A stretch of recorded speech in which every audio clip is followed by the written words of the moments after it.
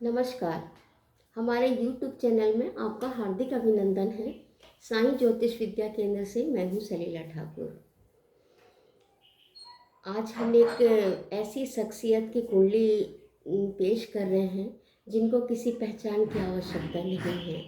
वो परम आदरणीय और सबके चहेते नेता आदरणीय डॉक्टर रमन साहब की कुंडली हम आज बना रहे हैं। परम आदरणीय डॉक्टर रमन साहब का जन्म 15 अक्टूबर 1952 को कवर्धा जिले में हुआ था और इनकी कुंडली का जो हम देख रहे हैं तो इनका जन्म सुबह सुबह का जन्म है। कुंडली के उनकी पर्सनालिटी के हिसाब से लग्न निकाली जाती है, उसके हिसाब से इनका सुबह सुबह का जन्म है। तो डॉक्टर साहब का जन्म कन्या लग्न की कुंडली है और इनकी राशि सिंह है। कन्या लग्न और सिंह राशि में डॉक्टर साहब का जन्म हुआ है और लग्न में ही इनके सूर्य और शनि दो महादिग्गज ग्रह बैठे हैं। सूर्य तो ऑलरेडी राजसत्ता का कारक ही होता है और राजनीति के में बहुत अधिक ऊंचाई दिलाने वाला या तो गवर्नमेंट में बहुत ऊंचे पदवे में ले जाने वाला ग्रह एक होता है सूर्य। तो डॉक्टर साहब की कुंडली में ऑलरेडी सूर्य लग्न में ही बैठा है और इससे ये अंदाज लगता है जैसे सूर्य के जब भी किसी जातक के लग्न में सूर्य बैठता है तो उसका कद लंबा होता है, चेहरा चौड़ा होता है और माथा भी चौड़ा होता है।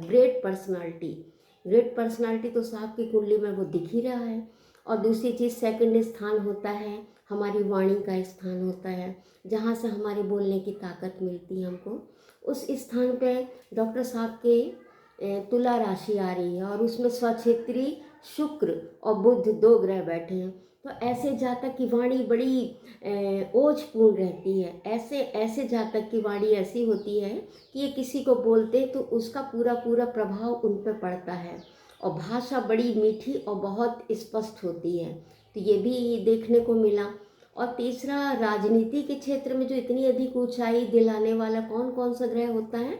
सबसे बड़ा होता है सूर्य होता है और मंगल होता है, राहु होता है। ये तीन ग्रह ऐसे होते हैं कि राजनीति के क्षेत्र में ये महारत हासिल करवाते ही हैं। तो डॉक्टर साहब की कुंडली में मंगल ऑलरेडी चतुर्थ भाव में बैठा, जो इनको प्रॉपर्टी के क्षेत्र में भी बहुत शुरू से ही मतलब एक अच्छे संपन्न परिवार में इनका जन्म हुआ, अच्छे खेती हर घर में रहे और उसी मंगल उसका भी कारक और साथ साथ में राजनीति का भी कारक है। राजनीति के क्षेत्र में भी इनको बहुत अधिक ऊंचाई दिया। तो ये सब डॉक्टर साहब की कुंडली जो हमारे सामने रखी है तो वो हम उसका संक्षिप्त परिचय दे रहे हैं। और रमन साहब का जिनका एक संक्षिप्त राजनीतिक परिचय हम दे रहे हैं। 1990 से लेकर 1993 के बीच में ये मध्य प्रदेश विधानसभा के सदस्य थे। उसके बाद 1999 में वे लोकसभा के सदस्य चुने गए। फिर 1999 से 2003 तक भारत सरकार में राज्य मंत्री के पद पर आसीन थे और 2004 में विधानसभा में चुने गए और बहुत सफलता मिली। उसके बाद छत्तीसगढ़ राज्य के 2 बार सीएम बने। ये बहुत बड़ी इनके लिए एक उपलब्धि थी। तो ये तो सारी चीज़ें इनकी कुंडली में हूबहू वैसा मिल भी रहा है। तो यही हम आज इनकी कुंडली का एक्सप्लेन कर रहे हैं। तो डॉक्टर साहब की कुंडली में जो है इनकी लग्न का कारक है बुध, वो जाकर के सेकंड स्थान पर बैठा। तो जब भी लग्नेश द्वितीय स्थान पर बैठता है ऐसे जातक की वाणी बहुत अच्छी रहती है। और लग्न में शनि भी बैठा है। जब भी सूर्य और शनि एक साथ, हालांकि दोनों अलगाववादी ग्रह हैं, पर एक साथ बैठते हैं तो ऐसे जातक क्या न्यायप्रिय होते हैं। ये जनता के प्रिय भी होते हैं, न्यायप्रिय भी होते हैं। ये इनके लिए सारे लोग समान होते हैं। ये ऐसे नहीं कि हम ओहदे में हैं तो हम बहुत ये हो जाए, वैसा नहीं। इनके पर्सनालिटी वो चीज़ें बिल्कुल नहीं है। बहुत अच्छे व्यक्तित्व का ये जातक है ये। अब वर्तमान समय में जो अभी 2023 में इलेक्शन हो रहे हैं तब इनकी कुंडली क्या बोल रही है?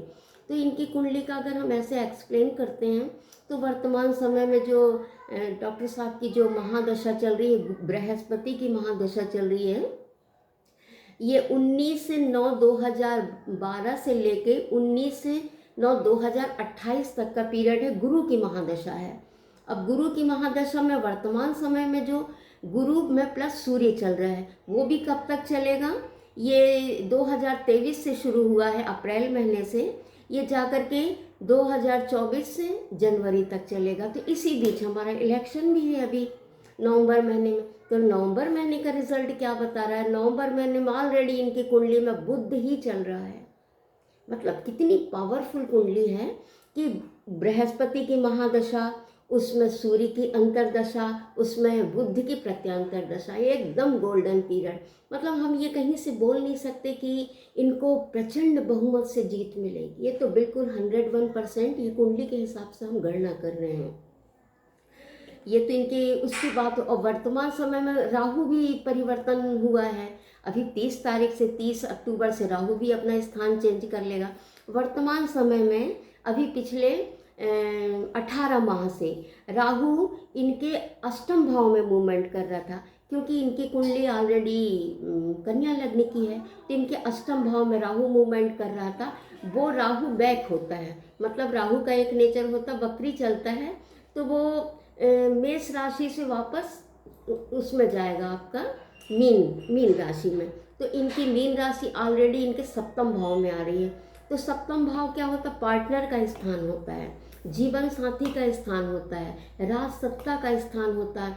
और जब भी, ये नियम है राहु का, राहु जब भी केंद्र के अंदर, केंद्र का मतलब होता है पहला घर, चौथा घर, 7वां और 10वां घर, अगर इसमें राहु आ जाए तो एकदम पावरफुल हो जाता है, मतलब एकदम उसको बहुत अधिक पावर मिला रहता है। तो ये सारी चीज़ें तो इसमें दिख रही हैं।